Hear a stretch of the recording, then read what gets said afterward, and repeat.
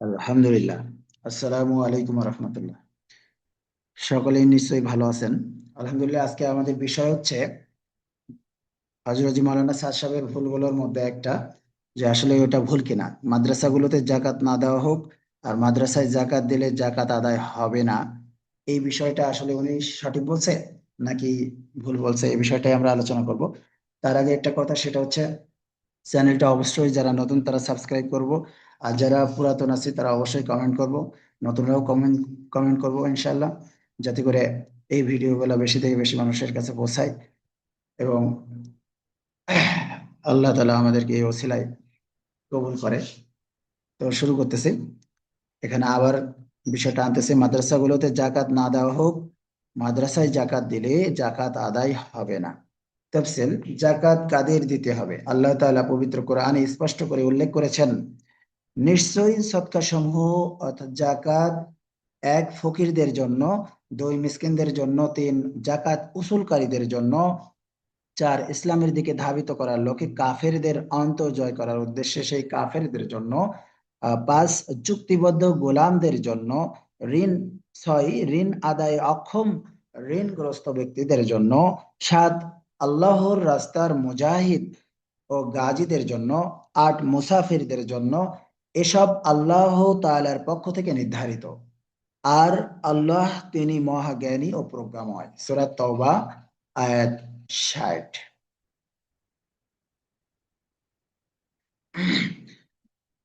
সাহাবাদের ইজমা দ্বারা 4 নং প্রকার বাদ যাবে। 4 নং এ ইসলামের দিকে ধাবিত করার লক্ষ্যে কাফেরদের অন্তর জয় করার উদ্দেশ্যে সেই কাফেরদের জন্য, এটা সাহাবারা ইজমা দ্বারা বাদ দিয়ে দিয়েছেন। কারণ ইসলামের সূচনা লগ্নে যখন কাফেরদের আধিক্যতা ছিল, তখন তাদের মন জয় ও ইসলামের দিকে ধাবিত করার জন্য ও তাদের অনিষ্ট থেকে রক্ষা পাওয়ার জন্য তাদেরকে দেওয়া হতো। পরবর্তীতে এই পরিস্থিতি না থাকায় তারা বাদ পড়ে যায়। 3 নম্বরে যে উসুলকারীদের কথা বলা হয়েছে, সে হলো মুসলমানদের আমিরের পক্ষ থেকে জাকাত উসুল ও বন্টনের কাজে নিয়োজিত ব্যক্তি। ছয় এবং সাত 6 এবং 7 অর্থাৎ ঋণ আদায়ে অক্ষম ঋণগ্রস্ত এবং মুজাহিদ গাজীদের জন্য। 6 এবং 7-এ বেলায় দারিদ্রতার সত্ত্বে, দরিদ্রতার কারণে ঋণ আদায় করতে পারছে না এবং জিহাদে অংশগ্রহণ করতে পারছে না।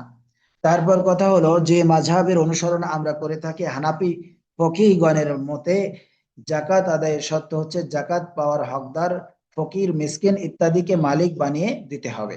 যে যাবত তাদের হাতে জাকাতের মাল না পৌঁছবে, ততক্ষণ পর্যন্ত জাকাত আদায় হবে না। এই কথার কিছু দলিল নিম্নে পেশ করা হলো। হাশেমি ও অর্থ হাশেমি ও হাশেমি গোলাম ব্যতীত মুসলিম ফকিরকে মালের মালিক বানিয়ে দেওয়া জাকাত আদায়ের শর্ত। তাবঈনুল হাকায়েক 3 238। অনুরূপ ফতোয়া আলমগীরের মধ্যেও আছে মুসলিম ফকিরকে জাকাতের মালের মালিক বানিয়ে দেওয়া জাকাত আদায়ের শর্ত। ফতোয়া শামী 2 378। এরপরে জাকাতের ফতোয়া আলমগীরিতে আছে 5 134, জাকাতের মাল দিয়ে মসজিদ নির্মাণ করা, অনুরূপ ব্রিজ ও পানির নালা নির্মাণ করা জায়েজ নেই। জাকাতের মাল দিয়ে মসজিদ নির্মাণ করা, অনুরূপ ব্রিজ ও পানির নালা নির্মাণ করা জায়েজ নেই। এরপরে জাকাতের, এটা হচ্ছে ফতোয়া আলমগীরি 5 148, জাকাতের মাল যখন ফকিরের কাছে সোপার্দ আদায় করে দেয়, সে সোপার্দ বা আদায় পূর্ণ হবে না যে যাবৎ ফকির সে মালকে কবজা অর্থাৎ নিজের হস্তগত না করবে, কিংবা ফকিরের জন্য ফকিরের অভিভাবক কবজা না করবে। যেমন বাবা ও ওসি, তারা কবজা করবে বালকের জন্য এবং পাগলের জন্য।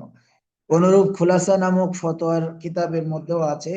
উপরের সংক্ষিপ্ত আলোচনার দ্বারা স্পষ্ট হয়ে গেল যে যদি মোহতারাম মাওলানা সাদ সাহেব উক্ত কথা বলেও থাকেন, সত্য বলেছেন, জাকাতের মাল মাদ্রাসায় দেওয়া হয় যদি মাদ্রাসার ভূমি ক্রয় করার জন্য, কিংবা মাদ্রাসা ভবন নির্মাণের জন্য, কিংবা শিক্ষকদের বেতন ভাতা দেওয়ার জন্য, তাহলে এই উদ্দেশ্যে মাদ্রাসায় জাকাত দেওয়া জায়েজ নেই এবং জাকাত আদায়কারীর জাকাত আদায় হবে না।